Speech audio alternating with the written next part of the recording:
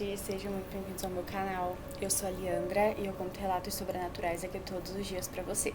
Se por um acaso você caiu de paraquedas aqui, eu também conto relatos mais curtos no meu TikTok, no meu Instagram. Essas redes sociais estão aqui embaixo na descrição do vídeo. Se por um acaso você tiver aí algum relato sobrenatural pra me enviar, os relatos devem ser enviados pro e-mail que já fica aqui embaixo na descrição também.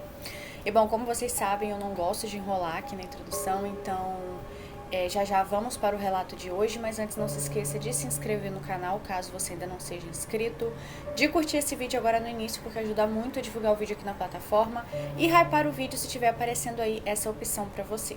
Bom, agora sim, recadinhos dados, vamos ao nosso relato, que se chama O Amor Mortal. Então vamos lá. Olá, Liandra, acompanho seus vídeos há pouco tempo, mas já me tornei uma grande fã. Eu lhe conheci pelo TikTok e vendo alguns vídeos teus eu resolvi compartilhar a minha história. Vamos lá. Bom, eu peço que não divulgue meu nome e o nome dos envolvidos eu irei mudar por respeito à pessoa em questão. Eu vivi uma história bem pesada e esse relato pode ser um gatilho para algumas pessoas, então peço perdão. Enfim, não irei enrolar mais, então vamos à história. E essa história aconteceu comigo.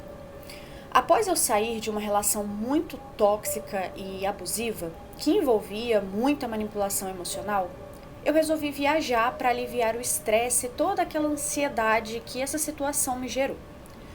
Esse meu ex, ele vivia me ameaçando de se matar caso eu terminasse com ele. Enfim, eu passei alguns meses fora e voltei para minha cidade. Voltei à rotina e comecei a trabalhar. E aí eu resolvi entrar para a academia. Após alguns dias treinando sozinha, eu conheci uma pessoa, um personal. Ele até já era assim, um conhecido, digamos assim, pois ele era primo de uma amiga minha e já tínhamos nos visto antes. Começamos ali a conversar, a brincar, a compartilhar dicas ali de treino e ele sempre muito simpático e atencioso comigo. Até que ele resolveu me ajudar nos treinos, e isso de forma gratuita. E ali eu já percebi que ele não queria só amizade. O tempo foi passando, nos víamos todos os dias, e era assim, todo dia mesmo, sem falta ali na academia. Até que começamos a nos ver fora da academia. Ele era literalmente um príncipe, e eu nunca fui tratada assim, eu nunca fui tão bem tratada por um homem igual era por aquele rapaz. Ele começou a me levar para casa, começamos a compartilhar os nossos problemas e eu até contei para ele sobre o meu último relacionamento e sobre os meus problemas psicológicos gerados por isso, como a ansiedade, enfim, as minhas crises de pânico. E aí ele acabou compartilhando comigo também as suas dores. Ele tinha perdido seu irmão há poucos anos, ele foi vítima, de um ladrão e acabou matando seu irmão a sangue frio, no meio da rua. E após essa perda, ele me contou que se tornou uma pessoa muito fria e depressiva e já tinha tentado se matar há menos de um ano antes da gente se conhecer. Ele era filho de japoneses e o seu nome eu irei mudar. Deixa eu só ver. Ah, tá. Ela me falou o nome dele aqui, mas ela pediu para não mencionar. E ela pediu para chamar ele de Japinha. Tá bom. Que era como eu chamava ele. O Japinha foi compartilhando cada vez mais sobre sua vida comigo. E como eu também já tentei suicídio, acabamos nos tornando mais próximos. Ele ainda sofria muito com as crises e sempre estava ali, e eu estava sempre ali, ajudando ele. E foram inúmeras vezes que ficamos até de manhã conversando para tentar acalmar ele. Bom, isso foi se intensificando. Ele foi se apegando mais ainda a mim e chegou o dia que ele se declarou. Ele me mandou uma mensagem perguntando se eu podia sair com ele. E eu falei que sim, e ele me buscou em casa. Como sempre, ele chegou, abriu a porta do carro, era assim, um verdadeiro cavalheiro. Me abraçou e falou quão linda eu estava. Eu entrei e logo ele também entrou no carro. E pela cidade fomos dar uma volta. Ele, muito agoniado, começou a desabafar. Sobre tudo, sabe? Até que finalmente chegou no assunto. Fulana, eu sou completamente apaixonado por você. Seus olhos me encantam e o seu humor me anima e a tua risada é a minha melhor melodia. Posso ser rejeitado, mas isso eu não posso guardar mais. E foram essas as palavras que eu ouvi dele. Eu não fiquei tão surpresa porque eu já tinha percebido. Eu falei para ele a minha situação, que eu tinha recém saído de um relacionamento e que eu não estava pronta. Porém, eu gostava muito dele. Nesse dia em questão, acabamos ficando, ele me beijou. E sim, foi um beijo incrível. Um beijo de alguém realmente apaixonado. E pelo calor, do momento, esse beijo foi além. E nessa mesma noite tivemos a nossa primeira vez. Após essa noite, começamos a ficar algumas vezes. E ele, assim, ainda mais romântico a cada dia que passava. Eu recebia chocolates quase todos os dias. Eram lanches no meu serviço, mas assim, tudo isso em sigilo, por conta da situação. Porém, como é cidade pequena, todo mundo já desconfiou e começou os burburinhos. Literalmente, nos tornamos inseparáveis. Então, assim, acho que não tinha como as pessoas não perceberem, ainda mais por ser cidade pequena. Bom, tivemos o nosso primeiro encontro e ele me deu o buquê mais lindo que você pode imaginar. Tinha rosas azuis e vermelhas e novamente ele me buscou em casa. Quando eu abri o portão, lá estava ele, todo elegante e com um buquê na mão e um olho brilhando, e os olhos, brilhando. Me abraçou, me deu um beijo na testa e com uma carta na mão me disse: eu preciso lhe falar essas palavras. Abriu a porta do carro, eu entrei e lá dentro mais uma surpresa me esperava. Uma linda sacola com chocolates e presentes. Entrei e ele me falou: antes de irmos, eu preciso ler essa carta para você. Ele era um poeta e eu esqueci de mencionar isso no começo do relato. Ele tinha os melhores poemas já escritos. Mas enfim, ele retomou sua fala. Meu amor, irei ler e preste muita atenção. E aí, com a carta ali nas mãos, meio trêmulo, ele começou a falar. Fulana, você é a mais doce das poesias que eu já encontrei. Uma mulher de beleza exuberante e radiante. Eu não sei por onde começar, mas meu coração eu irei abrir para você hoje. Não é só a sua beleza que me encanta, mas a sua força, a sua energia. Tudo em você me faz lhe amar mais ainda. E eu posso lhe falar com certeza, eu te amo com todas as minhas forças. E assim ele foi continuando, com palavras doces e lindas, e no final ele completou. E sabe o mais incrível de tudo isso? Eu não precisando de rascunho nenhum, para falar de, eu não preciso de rascunho nenhum para falar de você. Essas palavras são todas do meu coração. E aí nisso ele virou a folha que se encontrava em branco. Ai, que gracinha! Ah, não, moça, aí não tem como, Não tem como resistir a um negócio desse. Que fofinho!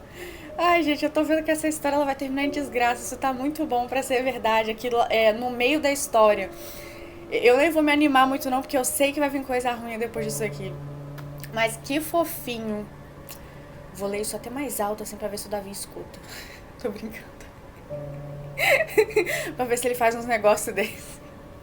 Enfim, brincadeira. Bom, nisso eu chorei. Eu tô quase chorando aqui de emoção e nem é comigo. Bom, ninguém nunca falou algo tão lindo pra mim. A gente, se abraçou, nos beijamos e logo seguimos para o restaurante. Fomos comer o que mais amávamos, sushi. E olha, foi algo tão bom e espontâneo. Mas assim, de alguma forma, algo me incomodava. Enfim, eu fui a primeira vez na casa dele, tivemos outra noite e eu dormi por lá e pela manhã eu fui para casa. Mas algo me incomodava, porque eu ainda estava traumatizada com meu antigo relacionamento. E por conta desse relacionamento, eu acabei ganhando um bloqueio emocional. Porém, eu continuava ali, ficando com ele. Até que um dia eu resolvi ser sincera com ele. Após o treino, eu falei que queria conversar e falei que sim, eu gostava dele. Porém, não daquela forma. E sim, fui errada em deixar chegar até aquele ponto. E ele pareceu entender, porém implorou para eu não parar de ficar com ele. E, assim, nem nos afastar, sabe? Eu até hesitei um pouco, porém, após ele começar a chorar freneticamente e eu ali tendo o coração muito mole, eu acabei cedendo. Falei que tudo bem, que poderíamos ter uma amizade colorida. E esse foi o meu maior erro. Ele se tornou mais grudento ainda e suas crises aumentaram. Porém, eu comecei a inventar algumas desculpas para não ficarmos mais, porque claramente aquilo tudo estava me incomodando, porque novamente eu estava entrando em um relacionamento abusivo. E lá o ciclo retomou. Novamente eu estava na mesma situação. Eu me senti muito culpada, sabe? E eu resolvi tentar acabar de vez antes que aquilo piorasse. E mais uma vez ele teve a mesma reação. Começou a chorar muito e dizer que a vida não iria mais fazer sentido. E em meio a isso tudo eu comecei a ter crises de pânico. Nisso ele parou um pouco e resolveu me ajudar. E eu falei que eu precisava de um tempo para mim.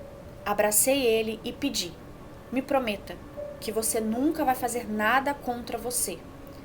E lembro que ele respondeu: eu prometo te amar, então pode deixar, eu continuarei vivo para você. Após esse dia, ficamos nos vendo apenas na academia, porém todos os dias, até o fatídico dia. Eu tinha saído com as minhas amigas e alguns colegas, eu bebendo e já revoltada com toda aquela situação, eu recebi uma mensagem dele, se despedindo de mim e com algumas palavras de declaração. E por influência de amigas e muito álcool já envolvido, eu apenas disse que ele estava bêbado. Eu apenas disse que ele estava blefando. E esse foi o meu erro. Eu fui para casa e lá brigamos muito por mensagem. Porém, eu fui dormir brigada com ele. Acordei poucas horas depois para trabalhar com muita ressaca e sim, muito ressentida com tudo que tinha acontecido. Eu mandei mensagem preocupada com ele e falei que logo após sair do serviço, eu iria para a casa dele para poder ficar com ele. Isso ao meio-dia. Eu passei o dia todo com muita agonia e muita dor no peito. Sabe, um sentimento muito ruim. Até ele me responder dizendo que me amava. Mas naquela situação, ele não podia ficar. Algo que eu esqueci de te mencionar foi que um dia ele me entregou um envelope. Disse para mim que era algo bom e que eu só podia ler o conteúdo quando ele mandasse. Ele me fez jurar não ler antes. E junto ele me deu um lindo colar de prata com um pingente de coração. Colar no qual eu usei todos os dias. Ele retomou me falando que agora eu podia ler a carta, que chegou o dia. Eu comecei a me desesperar e logo ele me mandou uma foto de visualização única. Essa foto era de uma mesa dele cheia de remédios controlados e era assim, dezenas de remédios. Nisso eu me assustei mais ainda e eu só pedi para ele não fazer nada. E logo mandei mensagem para uma prima dele, eu já estava assim bem desesperada. E aí ele disse, eu já mandei mensagem desesperada. Não me entendi. Eu acho que a prima foi até ele, né? Foi até a casa dele, ou algo do tipo, pelo que ela escreveu aqui. Eu só sei que 1 hora depois, ela me mandou mensagem falando que ele estava dormindo e que não era para que eu me preocupasse. Porém, ela disse que ele não parava de me chamar enquanto dormia. Bom, assim, eu me acalmei um pouco pensando que ele não tinha tomado os remédios. Então, acabei saindo mais cedo do trabalho, por volta das 11h30, e o meu colega foi me levar para casa. Passamos em frente, acredito que seja em frente à casa dele, e ali o meu coração gelou. Vi minha amiga e vi a prima dele desesperada. E quando me viu passando, começou a me gritar. E aí eu apenas respondi que eu ia deixar a minha bolsa em casa e que eu voltava. Pois morávamos muito perto, e nós morávamos muito perto do hospital. E foi isso que eu fiz, né? Passei em casa, deixei a bolsa e voltei. E chegando lá, eu me deparei com a cena mais horrível que eu nunca vou me esquecer. Suas primas estavam chorando e sua mãe gritando, pedindo a Deus para que não levasse o filho dela. E assim, um clima muito, muito pesado. Ali, a minha amiga me explicou que foi ver ele e que ele estava deitado de costas com uma música no celular e o celular no chão. Essa música foi uma música que eu mandei para ele, Poesia Acústica 2. Ai, faleceu ouvindo Poesia Acústica 2. Credo. Ui, essa poesia acústica é muito ruim. Meu Deus. Enfim, ela só se desesperou quando virou ele. E aí ela percebeu que ele estava roxo e babando muito. E foi aí que chamaram a ambulância e logo levaram ele para o hospital. Então, aquela hora que a prima dele viu, ele já tinha tomado os remédios, só que ela achou que ele estava dormindo, mas ele estava, completamente dopado. Bom, e ali naquele clima tenso, eu me ajoelhei no chão do hospital e pedi clemência a Deus. Pedi para ele ficar vivo, até que a enfermeira chamou a sua mãe. Ela não estava presente, pois ela havia ido à igreja pedir orações, mas ali naquele momento eu já entendi. A médica só falaria com a mãe dele. E assim, eu já entendi toda a situação. Então tivemos que chamar pela mãe, que chegou em menos de 5 minutos. Ela entrou na sala para conversar com os médicos e após ela entrar, eu ouvi o grito mais horrível da minha vida. E aí a mãe dele começou a gritar coisas tipo: "Oh, meu Japinha, não, meu Deus, por que você fez isso com meu filho? Meu filho não." Enfim, né, gente? Coisas que qualquer mãe falaria, né? Foi uma facada no peito. Eu estou digitando aqui, mas com lágrimas escorrendo. Essa foi a pior dor já sentida. O hospital logo ligou, ali do hospital, né, assim, logo foi ligando, né, eu acho que a mãe, né, de amigos e amigos próximos, pois ele era muito amado. E ali meu mundo desabou. Eu comecei a ter crises e ninguém conseguia me acalmar, porque naquele momento só ele podia fazer isso. Eu liguei para minha mãe em prantos e disse: eu perdi a pessoa que... eu acho que é isso. A pessoa que me amava, mãe. Eu perdi um pedaço de mim. Bom, me levaram para casa e lá eu corri para o quarto para ler a carta. Irei fixar ela logo embaixo. Ah, agora eu entendi porque que tem uma carta embaixo. Eu achei que ela tinha escrito à mão um relato e tinha me enviado também. Porque já teve uma seguidora que fez isso. A avó dela, né, no caso. Então, no caso, é a carta de despedida. Irei fixar ela logo embaixo. E sim, ali naquela carta foi outra facada em meu peito. Era uma carta dele se despedindo de mim. Eu comecei a gritar e ninguém ali me acalmava. Eu só queria ele de volta. E foi aí que a dor veio. Porque era para eu ter evitado. Era para eu ter evitado tudo isso, né? Após sua morte, eu nunca mais quis sair de casa. E após esse acontecimento, tudo começou a dar errado. Literalmente tudo. Eu passei 3 dias sem comer nada, apenas tomando água. Eu não tinha fome, não tinha sede direito e eu não queria mais viver. A cada dia que passava, mais falta eu sentia dele. Eu vivia com o colar que ele me deixou, vivia chorando e pedindo para aquilo tudo ser uma mentira, mas não era. Ali eu entrei no poço. 1 mês se passou e eu só piorava, e eu não tinha mais vontade de viver. Até que em um fatídico dia, o pior aconteceu. Eu vi um filme que era um filme que ele amava, que se chama As Aventuras de Drummond. E após ouvir a sua famosa frase, que era a seguinte: se caso não nos vermos mais, bom dia, boa tarde e boa noite. E aquela frase foi a primeira coisa que ele colocou na carta que me deu. E ali eu perdi o chão. Eu chorava sem parar. Lembro que estava com um amigo, porém ele acabou me deixando pior ainda. Por ele ter sentimentos por mim, ele começou a ter ciúmes de mim, ele começou a ter ciúmes da minha dor pelo Japa, né, por alguém que tinha falecido. E isso só piorou. Lembro que foi um domingo, isso foi em um domingo, um dia após completar 1 mês de sua morte.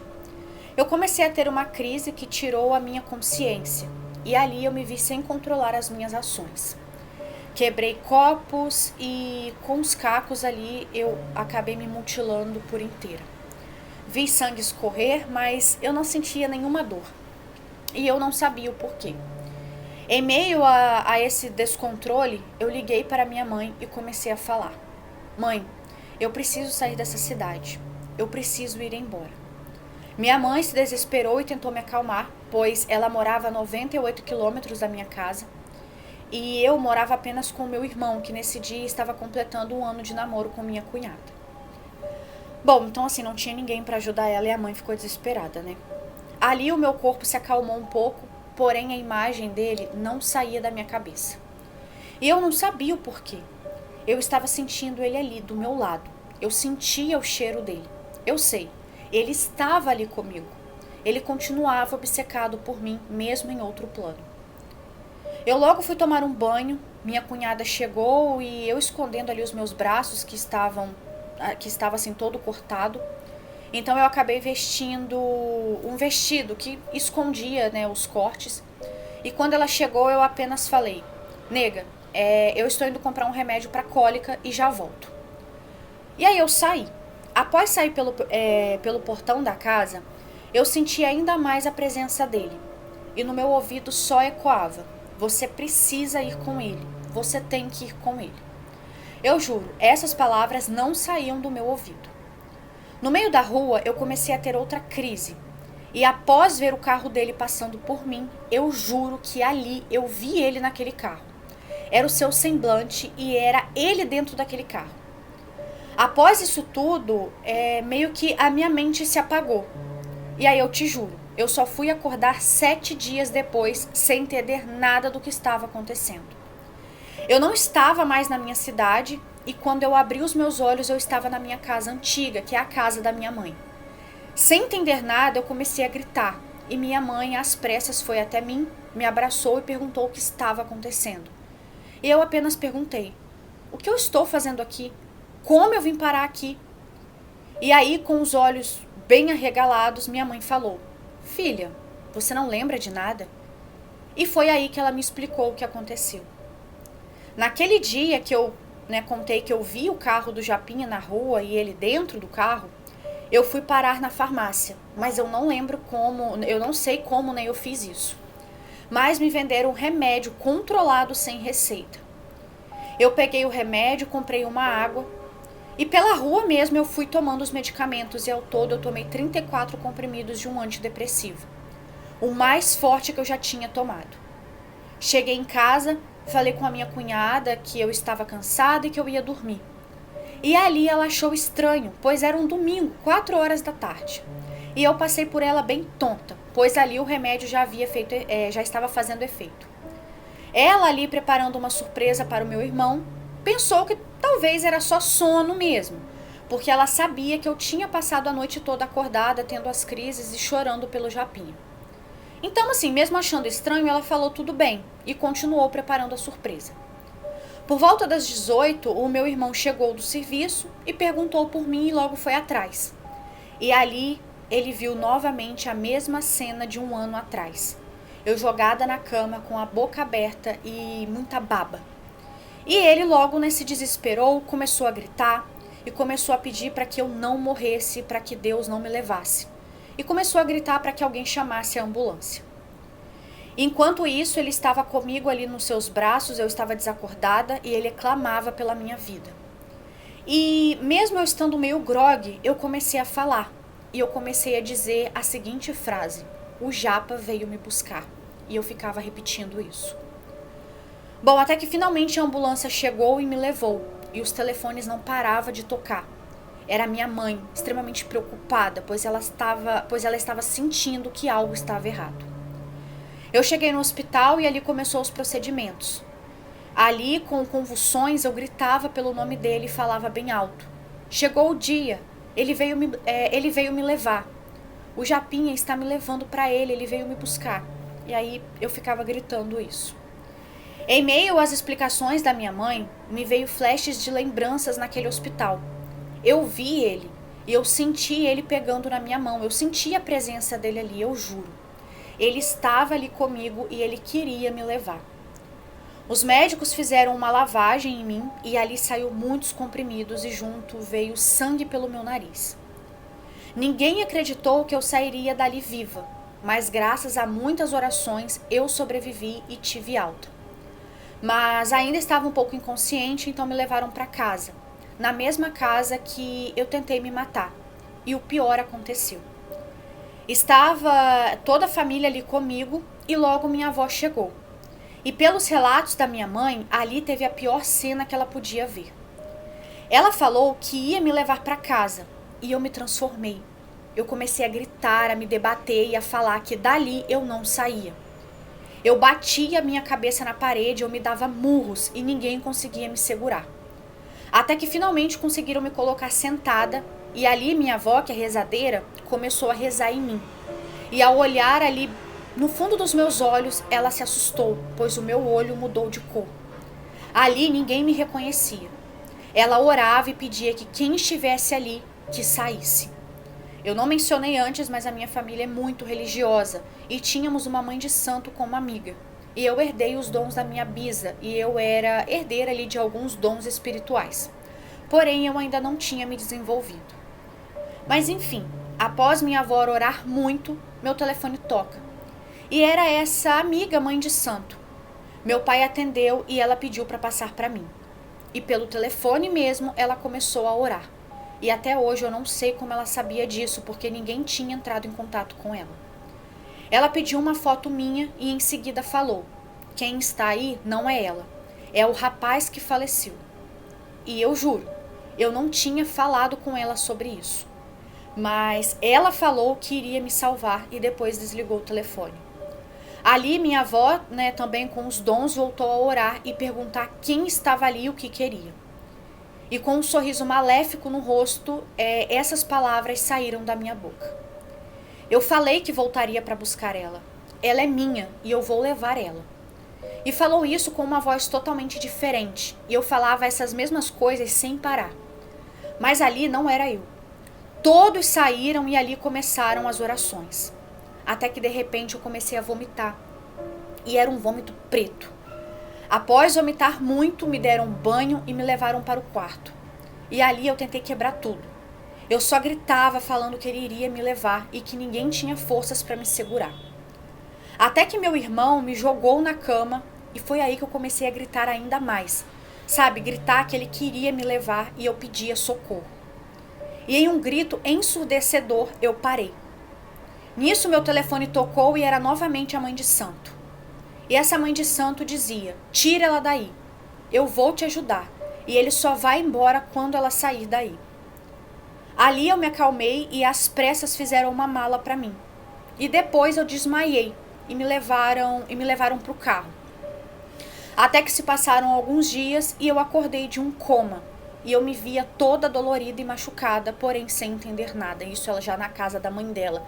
Então, a partir do momento que tiraram ela da casa que ela morava, colocaram ela no carro, ela desmaiou. E aí ela só acordou dias depois lá na casa da mãe, que foi quem contou tudo isso, toda essa situação. Então, agora voltando para a linha do tempo certa da história, né? Que foi quando ela acordou. Eliandra, eu lhe digo com clareza. Ali era ele querendo me levar. Bom, hoje eu ainda me recupero, mas com muito medo. Estou orando todo dia pela alma dele para ele ficar em paz. Mas eu lhe afirmo, esse amor foi mortal. Uma obsessão nunca vista. E por um milagre eu estou aqui hoje relatando isso. Mas eu ainda sinto a presença dele perto de mim e tenho medo dele novamente tentar me levar.